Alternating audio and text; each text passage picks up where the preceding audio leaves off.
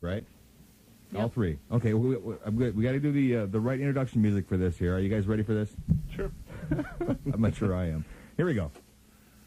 Oh, oops. Okay.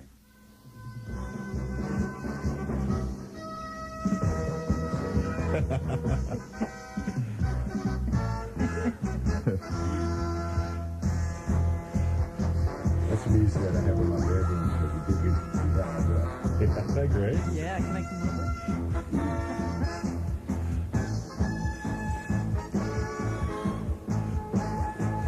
Oh, it's great, isn't it? Isn't it something?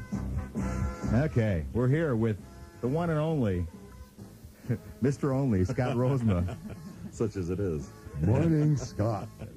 I think we should talk in the Superman, like the superhero voice. You know, you'd be real surprised. This is the entire theme of the show that was never played on the air. Oh, really? You'd be surprised at the guitar riff in the middle of this. Oh, so we got to wait for the guitar riff. Oh, yeah, it rocks. Yeah. It rocks.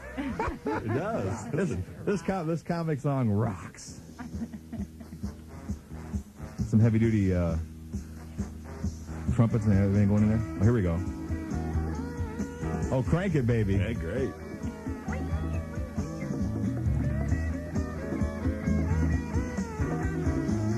Oh, we're rocking today, aren't we? Oh, yeah. Okay. Wonder Woman would be jamming. So to what this. what one is this to? What was that to? That was the original Super Friends theme. Yep. But it was the entire theme. That was written by, what was his name?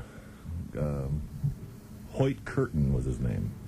And I thought you were going to say Hoyt Axton there. No, could have been. Yeah. Now, Hoyt Curtin was a producer, a music producer for all of the Hanna-Barbera cartoons, Super Friends and Johnny Quest and Space Ghost and all that. Super Freak? Super Freak, yeah. Freak. Well, yeah, Rick James wrote a couple of comic things too. Okay, Scott, before we tell everybody who you are, and because I know a lot of people already know, but we're going to go to the phone because we might have an answer here, guys, over there at Thunderbolt Gym. Okay. All right, here we go. Hello? Okay, go ahead. What's your answer? That's one. You're real hard to hear you. Can you speak up a little bit? Okay. Yeah, that's two.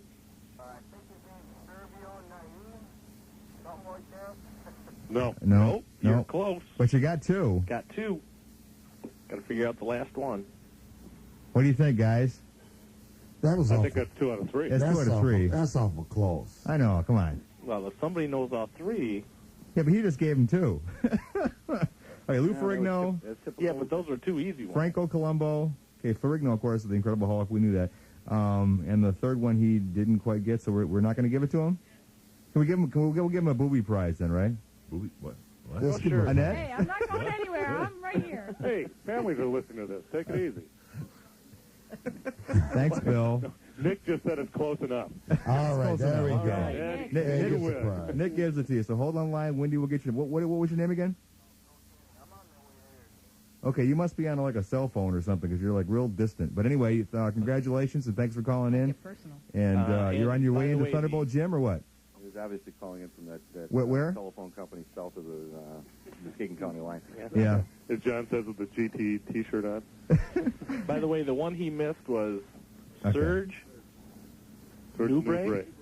Serge Newbray. Lou Newbray. Ferrigno, Serge Newbray, and Franco Colombo. And Greg Roberts. Yeah. In your wildest dreams. Yeah, okay. So Cleaned up after. Then you woke up. Doing those 12-ounce curls.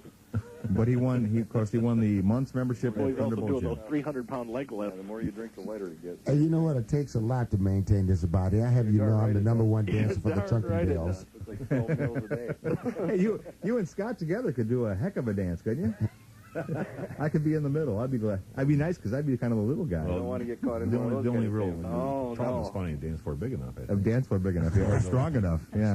That's always good. Because Scott, you're about what, 6'3", 6'2"? 6'6.5". 6 foot and a half. I got Yeah. caught in a Six sandwich and a one- half. 6'6" and a half. Yeah. I got caught in a sandwich dance one time between Greg Roberts and a guy by the name of Todd Peckle, and Todd's about as big as Greg. He might be bigger than Greg now. Well, actually, It bruised my ribs, and I think Brian looked bad after his deal at the Landmark. Who's is this, Bill? no, this is I John. have you know that I am a Hey, fit, Scott? stout fellow, okay? Stout, yeah, he looks like Guinness That's stout. putting it mildly. Okay, yeah, but More like a Foster's can. Oh, yeah? At least my face looks pretty nice right now. Jeez, you guys are going again. Hey, Scott. Yeah. This is Bill. Oh, Bill. How you doing, man? They're pretty good. How you doing there? Pretty good. I haven't seen you in a while. Yeah, no doubt. I can't see you now either. And lucky that you can't. Lucky for you. By the way, is there a reason you're there? Oh, yeah. Actually, there is. Could we hear what that is? Yeah. Well, I was trying to do that, but thank you, Bill. Scott Rosema, of course, comic genius as far as the guy is excellent. I've seen some of the X-Men work that you did, the Batman work you did. Right. Now, what's your project right now as far as comic books? Are you working on comic books or? Well, first, Bill, is Yeah. there? Yeah. The only reason I'm here is my car broke down. What do you need, a ride?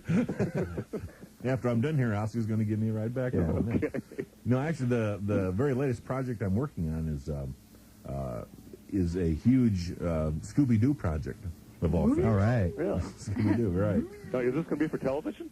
No, well, no, it'll be for a giant a series of coloring books. Oh, okay. Huge series. But it's funny she's mentioning television because that's another project I'm possibly working on. And Now, is that also for Scooby-Doo, or is that for something else? no, actually, this is going to be even more exciting than Scooby-Doo. And I know it's hard to get more exciting. Now, wait a minute. I than love Scooby-Doo. Scooby. Come on now. I know. I mean, between I'm Daphne bracing and myself. Can't get more Velma. exciting than the do. Well, can you tell us what it is? How far does the station reach? Almost I to know Grand it goes down the Rapids. block a couple ways. About halfway to Milwaukee. All right, that's Of course, that's right in the middle of a lake. It also goes to Finland. Also goes to Finland, That yeah. must be That's encouraging. Europe. That must be encouraging. Your signal drops off halfway through Lake Michigan. We're very big with fish. Well, it's you guys might have seen my Space Ghost comic I did. Oh, yeah. Year back. That's what I'm talking about. Yeah, and I have some here with me today. And I'd give you one, Bill, but you're not here, so sorry. Well, actually, He'll show it to you. you and I need to talk about something because I'm still looking for a couple of prints here I want to have framed. Oh, okay. Well, I can. You might remember we talked about that about a year ago. Oh, yeah, that's right. And I just conveniently forgot. The shadow. Well, actually, Which Batman issues were you involved in? I was involved in some Batman coloring books and some special storybooks. You wouldn't find them in the comic book rack. Okay. So you have to find them through specialty outlets and stuff. For about 4 years there, I collected a tremendous amount of comic books, including Batman. So. Oh, no kidding. Hey, Scott, for people who don't know, how did you get started in all this stuff? Anyway, when did you get started in it? Well, I professionally started around 1989 or so. So it's been almost 10 years, but I've been doing comics all my life. And I decided around late 80s or so I was getting tired of having all the professional comics pass me by. So I said, well, enough of this, I'm going to get into it. So I just submitted some samples to big companies and went to conventions, and eventually they looked at me and said, okay, listen, if we give you a job, will you just leave us alone? Oh, we'll give you right. Persistence pays off. Yeah. But Is it's this something actually... that you had a natural ability for growing up and so forth? Yeah, I always seem to be drawing. I mean, right around the age when kids usually kind of fade away from drawing, I was getting even more crazy with it. I mean, just crayons and markers and on the walls and on the floors. And just never stopped and just evolved into a lifetime of doing it. Now, most people when they think of comics, they think of the character itself. But I mean, as far as just some of the detailed background scenes that you draw in the comic books and stuff, it amazes me because you got to be pretty much an engineer to get the actual curves right. And I've always contended anybody who can draw a comic book halfway decent has got to be one of the best kinds of artists. Now, that doesn't mean me necessarily, but anybody who can draw a story involving characters, which means lots of expressions on faces and backgrounds that are correct looking, buildings in perspective, and cars that look like cars. And it takes a lot. I mean, you have to literally know how to draw everything because you never know what you're going to end up drawing. Like, who knows? Greg might even appear in a comic I'm going to do sometime. And I got to make sure I can draw him correctly. right. He's already got a big enough head. Hey, Scott, for a second, let's talk about comic illustration as an art form. And for those of you who did not see Scott's exhibit at the Muskegon Museum of Art, it was truly impressive. When is your Tell next us one? what that was all about. Rocks. Yeah. Oh, you saw that? Yeah. Oh, great. But yeah, that went over incredible. I mean, they had the museum had a great turnout for it. And Well, they held it over, didn't they? no, actually, they did plan for it to run 2 months, which is usually a month longer than most exhibits of Right, that kind. okay. So that was really impressive for me. I mean, it blew me away. But everybody seemed to enjoy it quite a bit. So I was, as a matter of fact, that's also something else I have here too. I have some free giveaways of the poster that advertised that very show. Oh, really? From last year. Okay. And I normally- want you to autograph one of those for me, and I'd like it personalized. But keep it clean, you know. Well, family best come friend. into my place. yeah. That'll be extra, Bill. That'll be extra. I have a question. What do you think about late night Space Ghost? Space Ghost Coast to Coast? Yeah, coast to coast. Goofy. Goofy as all get out. Is it? I don't mind it. It's great that it gets the Space Ghost character out there in front of people. I mean, kids nowadays who never even seen the original Space Ghost cartoon and love the character and know all about him. But it's not the classic adventure show that I love. Okay. And that's what I'm involved in now. That's Okay. the secret Well, special Scott? project I've been hinting at here. Oh, okay. Scott, what do you think about South Park? South, I've heard all about that. I've never seen the darn That's thing. because we don't get it on Muskegon cable TV. Yeah, I'd love to see it. Last week was hilarious, but anyway. Those little characters look like little buttons or something. Yeah, I mean, it's not a drawing thing, that's for sure. It's all Oh my God, computerized. they It's killed all Kenny yeah. again. Again, yeah. Kenny I think dies it every got, other. last week he got Christmas episode. last week he got killed 3 times. I think what it was. But anyway, Kenny's got a hard life for a third grader. but no, what about that? As far as some of those comics, I mean, what do you think about that? I mean, because these things are just drawn by. I mean, I could draw these characters, Oh, like South Park and stuff? Yeah. Well, it's fascinating that somebody can take something that simple and make it go. That's really all part of marketing, though, really. Right. What's going on? What's going on out there? No, I just like that comment. Something so simple and make it Well, go. if you've seen South Park, it is Oh, yeah, very, very very, simple. very Yeah, it rudimentary. is. Oh, Beavis and Butthead. That was a big, Yeah. big Well, these success, guys, and that was very even simple. Butthead looks genteel, I'll tell you. Bro,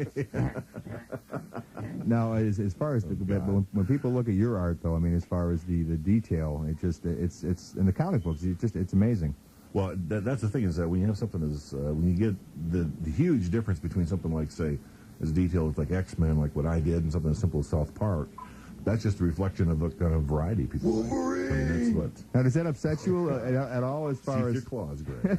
does that upset you at all? I mean, because when you work so hard on a project and make the artwork look so real and so good, and then something like South Park can do so well, I mean, is Green that with offending? envy.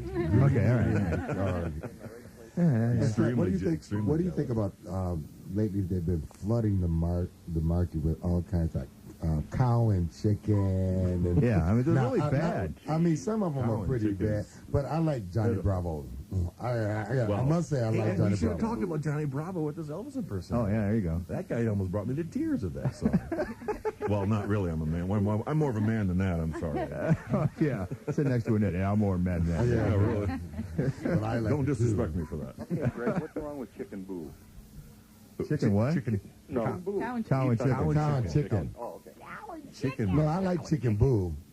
It's just cow and chicken. Yeah, It's okay. kind of stupid. I have no idea what you people I don't are either. talking about. That must What be is- a I don't know. Nickelodeon thing. Journal. Right? Animaniacs. Oh, is it? Okay. Animaniacs. What is Chicken Boo? On Animaniacs? One of the It's a chicken best who thinks he's a characters, human. Chicken Boo. Oh, that one. With the skies, because you ain't guys, but not on you a Chicken Boo. Oh, man. Is it any Well, wonder it's time Greg's for a gonna break. Do you think? What do you think about the new adventures of Johnny Quest? Because I mean, you and I are big Johnny Quest fans. I know that. That's one thing we have in common. It's not bad. You have to understand that whole show is broken up into two parts basically. Yeah. There's the first 23 episodes and the second 23 episodes, second batch. Mm-hmm. And the second batch of 23 episodes is pretty well done. The first batch sucks. If I might be so, pardon my French. But the second half is very well done. It's not as well done as the first one, but at least I know the second half. I know the people that produced the second batch actually, and they're huge fans of the original show. Right. And they did all they could to bring back a lot of storylines from the original show and to continue them through and to get better voice actors and better writing and even a better animation company to handle it. They didn't hire Casey Kasem, did they? I hope not. Anyway. No, I don't think they did. It's like it's like the Scooby-Doo thing. You hear every person sounds a little bit like Casey Kasem. There's a reference right out of the blue. What the hell is that about? Anyway. But now, who all is over at the gym right now? Is that Bill Eddings? Bill I'm talking Eddings, to? yeah, And John Van Wyck, and Brian Worsham. And, of course, We're here at Brendan Thunderbolt Rogers. Gym, Thunderbolt. 614 Nope. East Colby and Whitehall. Which one of you guys are trying to work out and get buff like, say, one of the X-Men? That would be John in his spandex shorts. Oh, spandex shorts. Ooh, By the way, I will not be having breakfast today. probably too much information. Too much Yeah, really. information. Not enough information. Not enough information. Not enough. Today it's going to be partly sunny in the morning, mostly sunny this afternoon. The high is around 40 degrees, and it's bright sunshiny up here in Whitehall. We're live at Thunderbolt Gym. Yeah, especially the glare off his legs. John, you have two strings hanging from your shirt. Oh, I'm sorry. Those are your legs. John, you were on the bike for a while. John, how long were you on the bike? Half an hour. And you tell were you what, pretty good foot. these are a different kind of airdynes than I'm used to, and there's a lot smoother ride than these are belt Schwinn airdynes. And yes, they are. Aren't they airdynes? Yes, they are. And well, I'm used to riding one that's a chain-driven one. These are belt-driven ones. They're a lot smoother ride than the ones I'm used to. Real comfortable ride. Okay. And he only rested his feet for a couple seconds. All right. Well, we're gonna go to the phones here. We're gonna go to the phones here. We're gonna go to Ron Van Timmer and talk to him for a minute here. We got another trivia question. Okay. Well, we'll get to that. We'll get to that. Okay. Ron, are you there? I'm here. Hey, All right. Good morning. Good morning. And Ron Van Timmeren, Executive Vice from Lokes Theaters, of course. And the big week is next week. We're going to be having the show over there at Cinema Carousel. The G-Man's going to ride the carousel for the full 2 hours that we're there. And I also invited Paul Beatty along to ride the carousel with him, so it should be exciting. Exciting is not the word, Oscar. Plus, there are going to be free carousel rides for an hour. Also, we're going to give a special price for the re-release of the 20-year anniversary of Grease You betcha. for $1.97. Yeah, what is that price? I got to remember to write that down. $1.97, yeah. That's the one. $1.97 for Grease. And Yeah, you know, 10:30 showing. I have never seen Grease, and I just can't get excited about this. I'm sorry. Never seen it? Ron. Thank you, Ron. Oh, wait a minute. Oh, come on, yeah. Come on, I was a big Olivia Newton-John fan. I love that. She Love saw her that thing. cavities. Yeah. So I saw her cavities. Yeah. Yeah, she was cute. She still is cute. But I don't know. Name another performance she's had since she was. Xanadu. Yeah, there you go. That was a biggie. They should run Okay, that. good. She's no actress. No. You No, guys she are really wasn't. passing up John Travolta as the real meat of the whole thing. I mean, There you go. Yeah. you Okay. can't. Oh, I just can't even talk about it. Johnny. Over, Scott. Johnny Stay likes over Johnny. Yeah, there. really. Stay next to Annette, Scott. Okay. She'd We be have John shifting over the Travolta's side. new movie in town this weekend. Oh yeah, that's right. That's right. Primary Colors. Looks pretty good too. As far as him, he looked like he's playing the Clinton role, possibly. Yeah, he does, and he really he's fine at it. Although I got a little tired of his. He's a caricature of Clinton, and he's Clinton's a caricature of He that. doesn't- What? Did I miss something? No, she Sorry. said Clinton is a caricature of Clinton. But anyway, go ahead. Well, but everybody else plays their roles pretty straight, which, Emma Thompson as his wife, Hillary, although she's not trying to act like Hillary, she was great. Billy Bob Thornton plays sort of this James Carvell role. He was terrific, but Kathy Bates chews the scenery, frankly. She always does.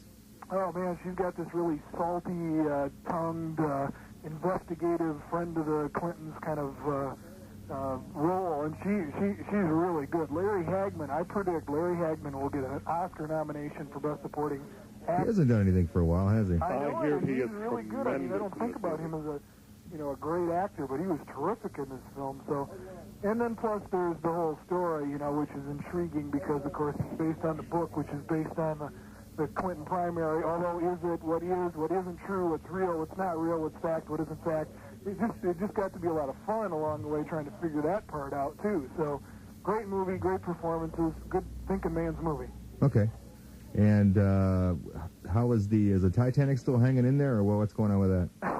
It actually got close to being beat national gross last week by Man in the Iron Mask, but Muskegon still likes Titanic much better than Man in the Iron Mask. Well, they're trying to find out the ending. On Titanic. Okay. It's the same. I don't know why. I'm so glad you didn't go for the fake laugh on that one, Ron. Thanks.